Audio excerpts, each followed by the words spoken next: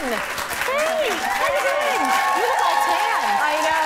Love it. I know. Marjorie was saying we look like sisters. That means you had a good summer. I had a great summer. But you know, I was saying in the makeup room that because of the kids, I'm wearing 60. Like I have 60, right? So I just kind of, you know, with suntan lotion. Oh, and so the SPF 60. Right. And I never used to wear 60. Yeah. But because with kids, so now I just kind of spray myself. And so anyway, so I'm going brown, not red, which is always a good thing. Very good thing. And I always wonder that. I think it's okay to use the kids' sunscreen. I use it as well because their SPF is so high. Yeah. I think it's a good thing. And it's easier, and you just carry one thing around. So That's anyway, right. yeah, it's been a good summer. We're going to talk about how to be with yourself after divorce. And I think this is a really important topic, whether you're divorced or not. Right. The difference is that if you've been married for many years, you've really gotten used to having that companion and sharing that space and making decisions together.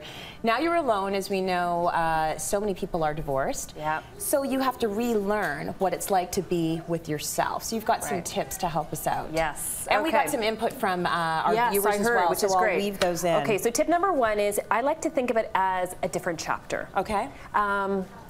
Because if we think about divorce has got such a negative, well, for a lot of us, it's got a very negative connotation. So people say, well, you know, after my divorce or before before my divorce, instead of just saying, this is the chapter that I'm actually in. And I think it's a little bit healthier. And I actually even like it not only just for divorce, but even at ages. You know, the chapter in our 20s, the 30s, the 40s. Right. You kind of like when you think of our life as different chapters. I think it's just a little bit healthier, and it kind of opens it up as the narrative of our life. So that would be kind of my first tip. And you know what it is? It's not an end; it's a beginning. Yes, when exactly. When you open a new chapter, you're starting something new. Yes. So it's a perspective switch. And it's also that kind of that metaphor thinking, okay, I'm the one that's writing this chapter. I've got the pen, I've got the paper. How do I really want this next chapter to look? Right. Right? So I think it's very empowering, it's a lot more positive. So I think that's kind of a really good foundation. Okay, now you also say journal and process. So you've got to go through the thought process. You got to go there. A lot of times what happens after divorce is people just kind of, well, depending on why it's a person's divorce, you know, whether or not, you know, their spouse actually left them or kind of with what the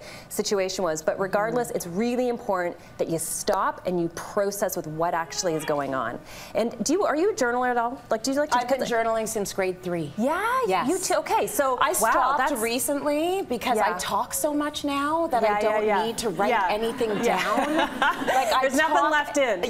Annoying rates of talking happening in my life. So since grade 3. Grade 3. Wow. Okay. I wrote about my Cabbage Patch Kid. Oh. I got a Cabbage Patch Kid and what for was Christmas. the name? What was the name? So happy. Oh, you know what? I can't remember. Oh, really? Mine was Beatrice Eloisa. Got her in grade 4. I know. I know. It's a sidebar. Anyway, back on track. Staying focused. Nice. Back on track. So journaling. Actually, so you started in grade 3. I actually started in probably about grade 10. And I sometimes I love going back, going through the breakups. It's like, oh my goodness, what was I thinking? It's so embarrassing. It's so embarrassing. Mortifying. But you realize how much we evolve, right? And we process. And I find journaling such a good way. I mean, I love therapy. Obviously, I'm a little bit biased. But if you can't go see a therapist, journaling is so powerful. You can do it anywhere, anytime, by yourself. You grab a pen and a paper, and basically just to really process with what actually happened. So here's a couple questions that I'd actually recommend for people who want to do that. Ask yourself, what did I learn about myself in the divorce? So one of the biggest mistakes, I would say, that a lot of times people happen after a breakup is they talk about what the other person did wrong. And they put the focus on everybody else instead of going, okay, well, I'm the one that chose. What's my 50% in this? What can I learn about myself, and how can I take that moving forward in my next chapter?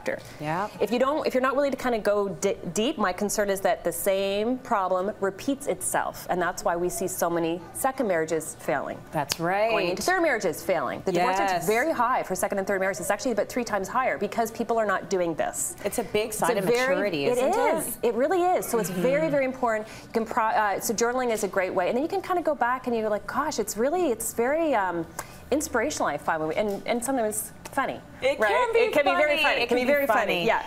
I'm just going to mention before you continue, Victoria Weiss, who weighed in on our Facebook page, City Line's Facebook page.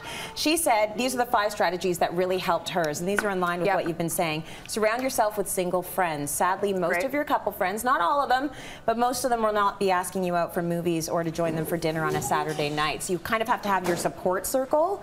Do something nice for yourself. Join a tennis club, a gym, a book club, something that is just for you. Focus on yourself. She says, eat healthy and exercise. It just feels good. Drowning your hurt, anger, sadness won't be solved by eating a tub of Ben & Jerry's, maybe temporarily. I added that in. But in the long term, not at all. Instead, embrace that kale salad. Have supportive friends and take one day at a time. Perspective is huge. You can't think, this is the rest of my life. It's too overwhelming. Just think, let me get through the hour, let me get through the day, let me get through the week. Good tips, right? Great tips, and that kind of goes into my third tip, which is really kind of make your top 5. Make your top 5 things around things that you actually want to do. One of the things I find really interesting, especially in marriage, we see this with people who are married, but also with moms too, is we lose ourselves. We kind of forget about us.